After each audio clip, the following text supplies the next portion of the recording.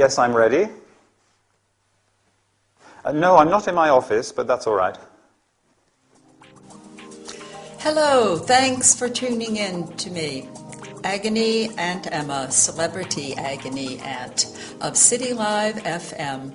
I'm very glad you tuned in because we have a special guest today.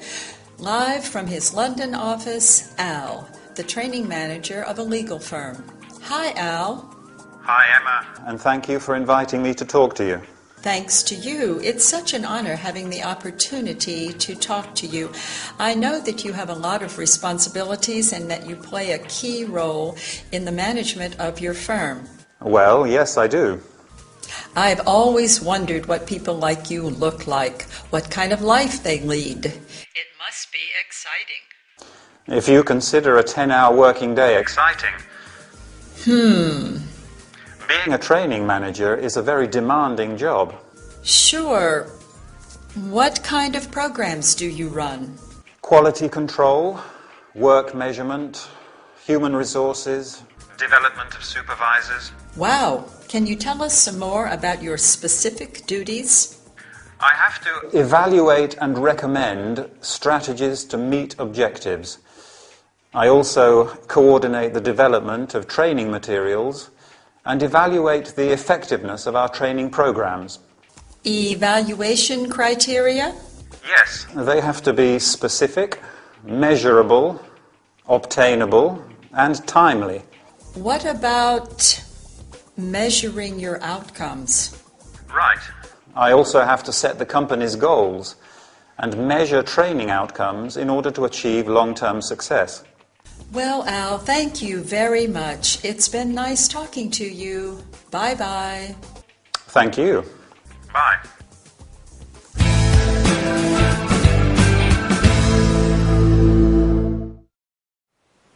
Welcome back, everybody. Ready for a business training session? I hope so. In fact, we are going to talk about a very important aspect of every successful business: training programs. We are going to learn about terms and verbs related to training and company management. Emma is interviewing Al, training manager of a law firm. As you have heard, Al deals with training programs. Training is the process of preparing staff for the skills needed for a particular job. The first question Emma asks is, what kind of programs do you run? A program is a series of steps to carry out or objectives to achieve. You can run, carry out, and offer a program. The programs are, do you remember? Quality control, work measurement, human resources, and development of supervisors. Then Emma asks, can you tell us some more about your specific duties? A duty is something that you have to do because it's part of your job. Al answers that he evaluates and recommends strategies to meet objectives. An objective, or aim, is something that you plan to do or achieve. You can meet or achieve an objective. Al has also to coordinate the development of training materials and evaluate the effectiveness of training programs. You can say training materials, training programs, or training courses.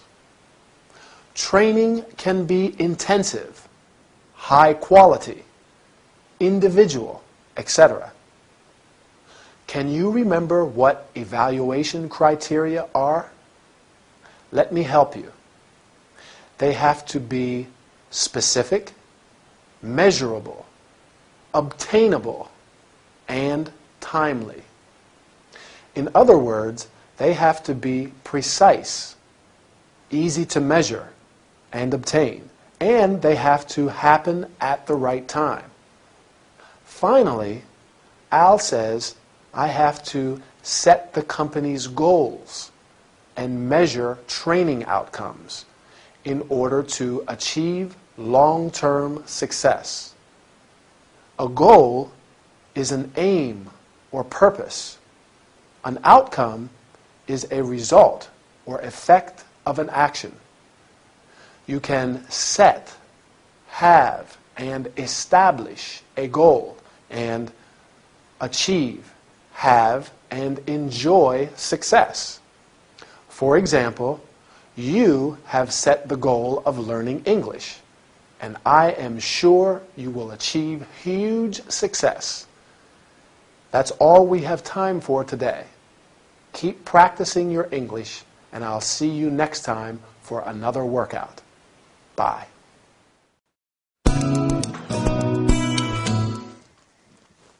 Is that everything? Yes. Good. Oh, and remember to make sure that Miss Bree's boyfriend... Diggs. Yes, Mr. Diggs. Make sure you let him know that he won't be admitted to this press conference. I'll call Connor straight away.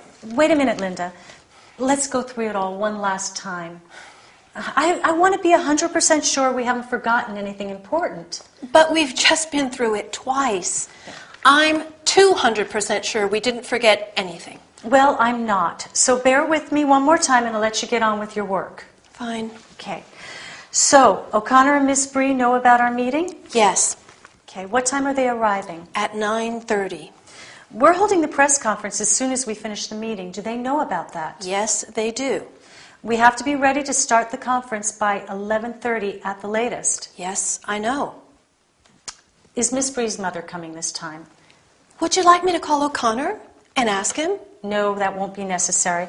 What about our client? Will his son be present? I don't know. I didn't send him an invitation. Please, Linda, I have to know who will be there. I'll find out. Is everything arranged for the buffet after the conference? Yes. I booked the catering company 2 weeks ago. I called them yesterday and confirmed everything. Okay, what time are they arriving? At around 10. What else? That's it. Are we forgetting anything? No, we've double-checked, even triple-checked everything. Ah, I almost forgot. A few journalists are interviewing Bree and Peterson after the conference. Now, we should arrange for them to have 2 rooms where they can hold the interviews. I did that yesterday. I'll let you get that. Hello, Miranda Cunningham speaking.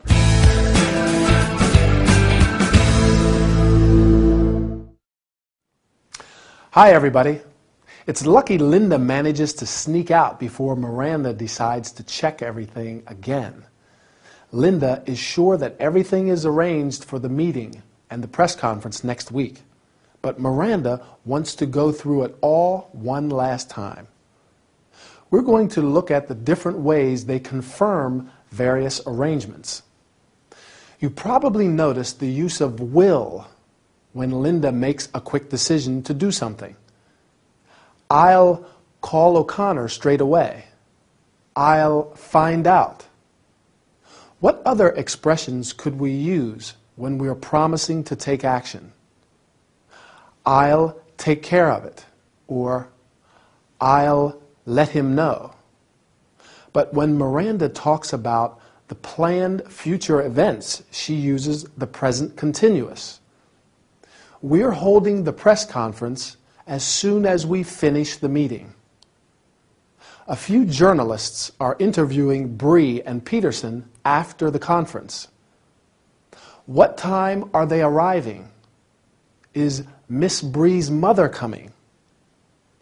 What other questions can we ask to confirm everything is arranged? Yes, that's one. Is everything arranged? Miranda asks, is everything arranged for the buffet? Is everything ready? Is everything organized? Are we forgetting anything? Who will be there? She gives a few instructions as well. Make sure you let him know that he won't be admitted to the press conference. She's talking about Mr. Diggs. He won't be admitted to the press conference. A definite future event, it's not really planned, that's just the way it is. He won't be admitted. Maybe he caused a bit of trouble the last time. So she says, make sure you let him know. Make sure you do it. That means it's important that you do it. So be sure to do it. What about when Linda talks about all the things she's done? I booked the catering company 2 weeks ago. I called them yesterday and confirmed everything. I did that yesterday. Very efficient. Are you as efficient as Linda? Great. So did you get all that? Or shall we go through it one more time? No. I'm sure you got it. Bye for now. So, Rose, how are you? Not well. I have a serious problem. Please, tell me, what exactly is your problem? The situation at my workplace is unbearable. Why is that? I don't know why, but everybody hates me. Come on, Rose, you are exaggerating. No, I'm not. My colleagues hate me. The secretary hates me. The accountant hates me. The cleaning lady hates me. And do you know who hates me the most? No. Mr. Gradgrind. Oh, Mr. Gradgrind, your boss. You should see what dirty looks he gives me. Sometimes I think he would like to kill me. I understand, Rose. The problem is probably not as serious as you think. You could try being more flexible. That can be useful, but not with them. You could listen to them more carefully. Maybe there is just a misunderstanding. The problem is that they don't even talk to me. You could do something nice. I don't know. Buy flowers for the secretary. And the cleaning lady. A bottle of wine for your colleagues.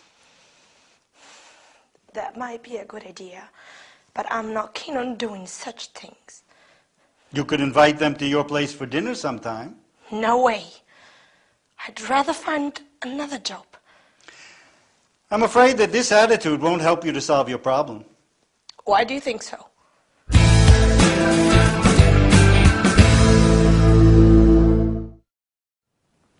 Hi and welcome. Do any of you have problems with colleagues? Well, I think that's quite a common problem, right?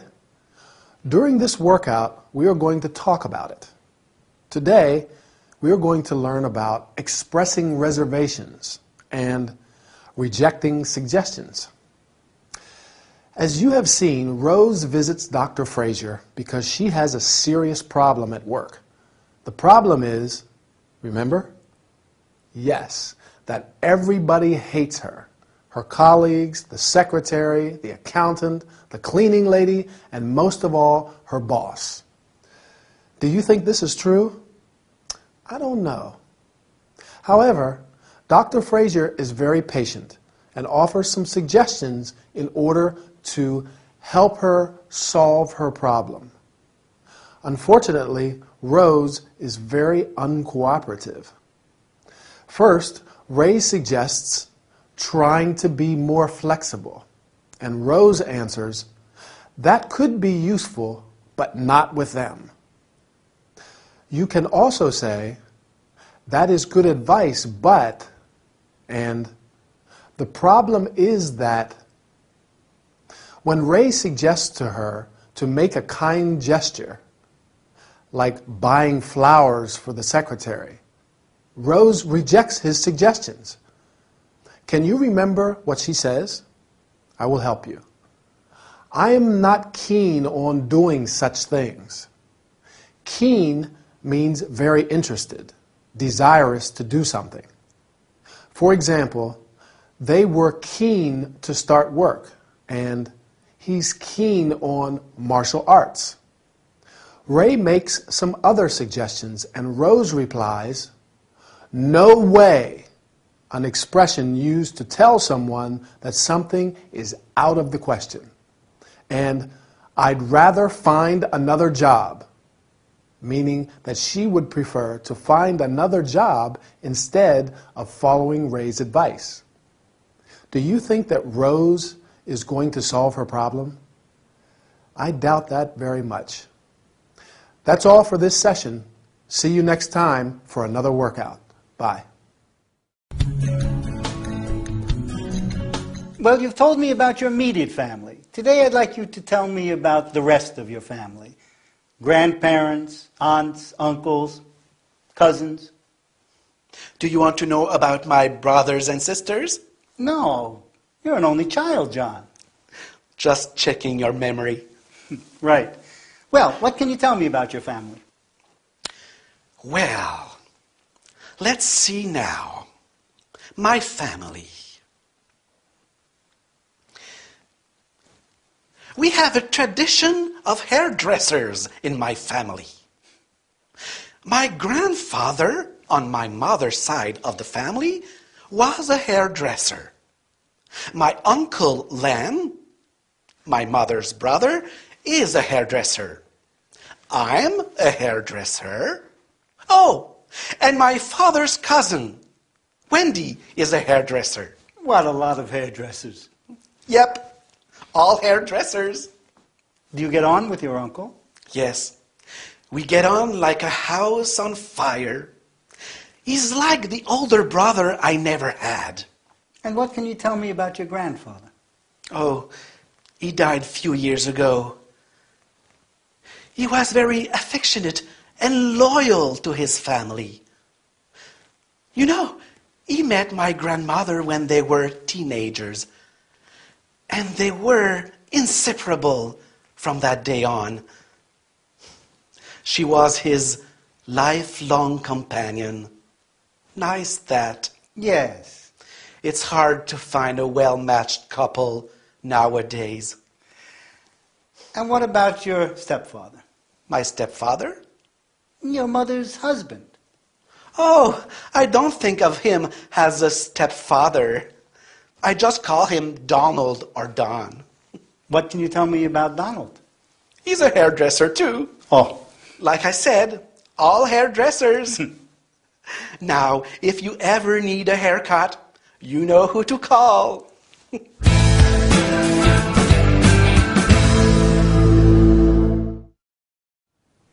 Hi there. I lost count of how many hairdressers there are in Mr. Little's family. His grandfather, his uncle, his father's cousin, and his stepfather, and of course him. Well, I think this is the perfect opportunity to talk about family. This time we're going to look at all the family members outside the immediate nucleus. So let's say that the immediate family members are the parents, mother and father, and brother and sister. Now the extended family. Let's go in chronological order. We'll start with the older family members first. The grandparents, your mother and father's parents. Your grandfather and grandmother. Going down one generation to your parents' brothers and sisters, your mother or father's brother is your uncle, and your mother or father's sister is your aunt. Do you have any aunts or uncles? I have 2 aunts on my mother's side, my mother's sisters, and an aunt and an uncle on my father's side, and I have a lot of cousins. My cousins are my aunts and uncles' children. I have 5 cousins. I also have 3 nephews and 1 niece. They are my brothers and sisters' children. Mr. Little doesn't have any brothers or sisters, so he doesn't have any nephews or nieces. Do you? I like being an uncle. My little niece Sophie loves me and I play football in the park with my nephews. Now, what about the members of the family you acquire through marriage? When you get married, your husband's or wife's family becomes your family-in-law, and the members of your family become his or her in-laws. Mother-in-law, father-in-law, brother-in-law. For example, my brother is married. His wife is my sister-in-law. I'm her brother-in-law. If your parents get married again, the person they marry is your stepfather or stepmother, and their children are your stepbrothers and or stepsisters. Mr. Little's mother has a new husband. He's Mr. Little's stepfather, although he says he doesn't really think of him as his stepfather. What does he say about his uncle? He says they get on like a house on fire. That means they have a good relationship. They get on very well. What about his grandfather? He was affectionate and loyal. He and his wife, Mr. Little's grandmother, were inseparable, lifelong companions. Ray's right. It's not easy to find such well-matched couples. Two people who are perfect together. Well, that's it for now. See you again soon. Let me see. You made a reservation for our tour, Wonderful Australia, right? Yes. Is there anything I can help you with? I would like to verify all the details, if possible. Sure. That's what I'm here for. Shall we start with the departure date? I would like to leave August 8th instead of August 15th. Sure. Let's have a look. Yes, we have a place available on August 9th. That's fine by me. Is that all? No. I would like to visit Kangaroo Island, but it isn't included in the tour. That's true. One possibility could be an optional excursion. There's a flight from Adelaide that takes you to Kangaroo Island. That sounds fine. It might be a good idea to rent a 4x4 vehicle with a specialist guide. You can walk amongst Australian sea lions and visit a park where kangaroos come out late in the day to eat. Wow! Sea lions? Kangaroos? Terrific! Well, now let's speak about the price. Yes. The price of this excursion is £350 per person. £350 per person?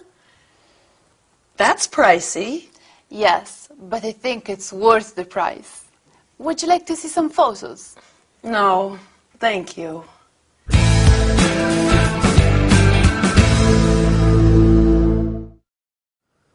Hi, I am really glad to see you today. It will be a very pleasant workout as we are going to talk about traveling to faraway places. Today we are going to learn how to start a conversation, make and accept suggestions, reach an agreement, change topic. Emily has made a reservation for a tour of Australia, but wants to discuss some aspects before departure.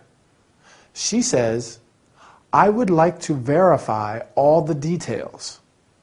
You could also say, I'm here to verify all the details, or I wish to verify all the details. Then she says, shall we start with the departure date?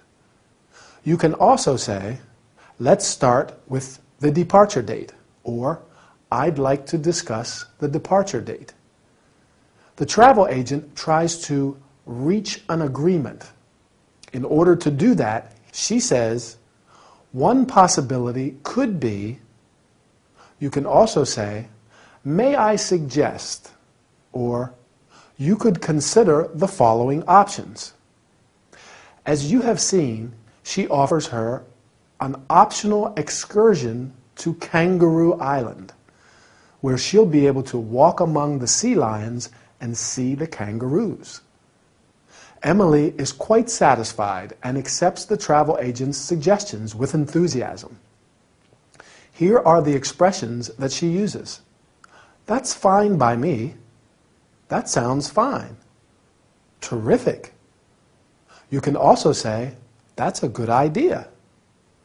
Finally, the travel agent changes topic and says, well, now let's speak about, can you remember what?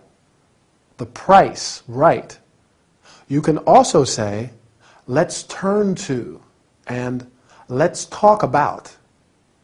I am sorry, but I have to tell you that the session is over. Bye, and see you soon for our next workout. You know, I went to San Francisco last week. What an amazing city. Really? On vacation? No, for work. A big job, actually. I had to do a photo shoot for a magazine in the bar of a 5-star hotel. Wow! And they flew you all the way to San Francisco to do it. Yes. It was some hotel. The bar was on the top floor with a roof terrace, a great view of the city. How many floors were there? 10. I hope there was an elevator. Yes. Not a normal hotel lift. It was like a space capsule with a bellboy, and the reception was in a glass bubble suspended between the ground floor and the first floor. Sounds cool. And the chambermaids were like models. All beautiful girls wearing white catsuits. Wow. I'm sure. Not as beautiful as you, of course. Of course. What is a beautiful, talented girl like you doing in a place like this? What? Would you like to come to Rome with me next week? To Rome? Yes. I'm going to the opening of a Caravaggio exhibition. Why don't you come with me? I could reserve a room for you in the same hotel as me. It's more like a bed and breakfast, guest house really. But there is room service, a buffet breakfast, and we can eat out in the evening. I know some great restaurants. Hold it. Why should I go to Rome with you? Why not? Because I don't know you, for one. You can get to know me, and I'd like a general outsider's perspective on the exhibition. Outsider? Outside the world of art. Actually, I studied history of art at university. Thanks for the invite, but I'm busy next week. All week.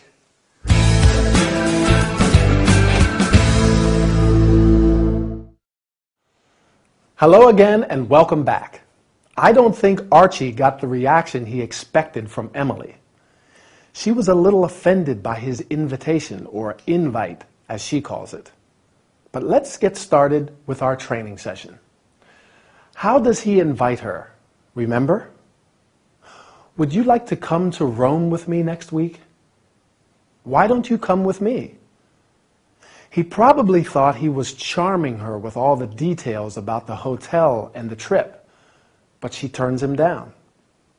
Now, as I want to talk about hotel and accommodation related terms, I'm going to use Archie's descriptions of the 5-star hotel in San Francisco and the bed and breakfast in Rome to help me.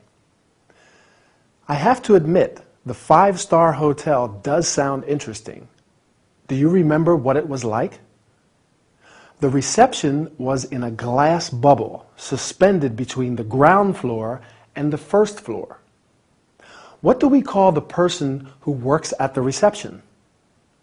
The British term is hotel receptionist, and in the US it's hotel clerk.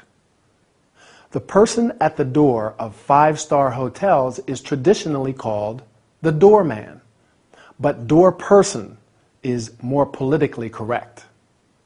In the UK, they say the hall porter. Going back to the hotel in San Francisco, the lift or elevator was like a space capsule with a bellboy. The bellboy is the person who carries the guest's luggage and takes them up in the lift. Oh yes, lift is the British term, by the way, and elevator is the American term. Who else does Archie talk about? The chambermaids, apparently all very beautiful girls. A chambermaid cleans and takes care of the bedrooms in a hotel. Usually, in 5-star hotels, there's also room service and laundry service. Now, the B&B in Rome, where Archie is staying, is probably not as luxurious, but there is room service and a buffet breakfast.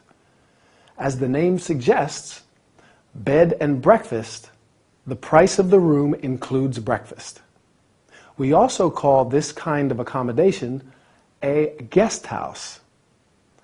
If a hotel has a restaurant, you can often stay there half board or full board. That's when you eat all your meals in the hotel restaurant. I usually like to explore and eat out when I travel, don't you? Or stay in self-catering accommodation. Self-catering means it has a kitchen area where you can cook your own meals and save a bit of money. Eating out all the time is expensive. Well, that's all we have time for, so I'll say goodbye. See you again soon.